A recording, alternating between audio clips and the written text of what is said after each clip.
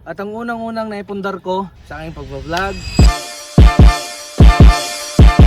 siguro mga first sahod ko noon, mga nasa... For to this video mga kaharana, ngayon ay hindi mo na ako manghaharana. Itong video na to ay papakita ko sa inyo kung ano-ano nga ba ang mga naipundar ko simula nung ako ay pumasok sa vlogging industry. To make long story short, way back 2022 kung saan ako mag-start sa pagbablog, nagsimula ako sa Bartolo Brothers. Hi guys, ako nga po pala si Teljon Piliselda at support din po ng YouTube channel ko. Hanggang sa gumawa ako sa sarili kong account.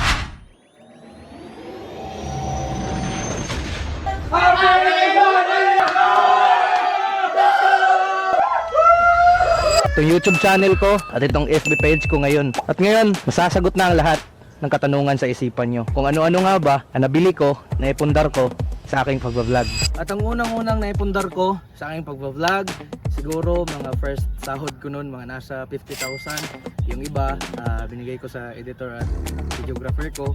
At saka yung natira, pinang-down ko dito sa una-una kong motor. Ayan, Yamaha NMAX version to. Grabe yung pinagdaanan namin ng motor na to. Dumaan kami ng mga ulan, init, ganyan. Sobra. Nakabot na kami sa Bohol, Siargao. Ito yun yung ginagamit ko. Pangalawang naipundar ko, medyo nagkaluwag-luwag ng konti. Binilhan ko ng bagong motor, yung kuya ko. Ito. Ayan.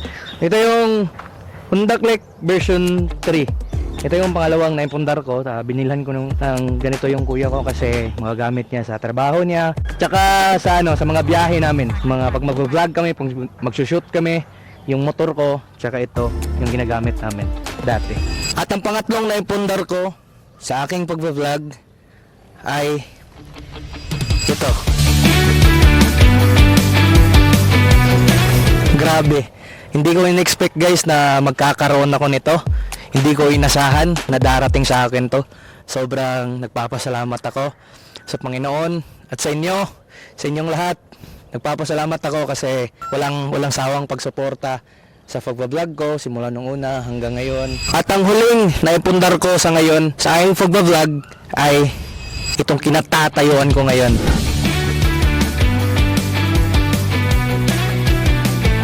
Ito ay nasa sukat na 1,775 square meter.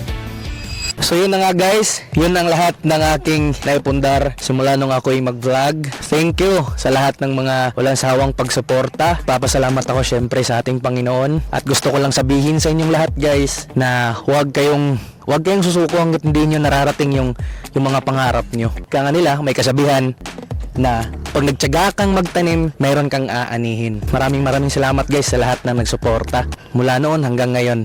At gusto ko lang pasalamatan ang Bartolo Brothers na nagtulong sa akin dati. Kasi sa kanila ako nag-start dati. Sila yung nagturo sa akin kung paano nga ba mag-vlog. Maraming salamat sa inyo lahat mga idol. Sa lahat ng mga followers ko, subscribers ko. Thank you. At hindi po ako nagmamayabang kung anong meron ako. Hindi ko po pinagmamayabang to. Gusto ko lang kayong ma-inspire sa istorya ng buhay ko. Kaya mga kaharana, kita-kits sa next video.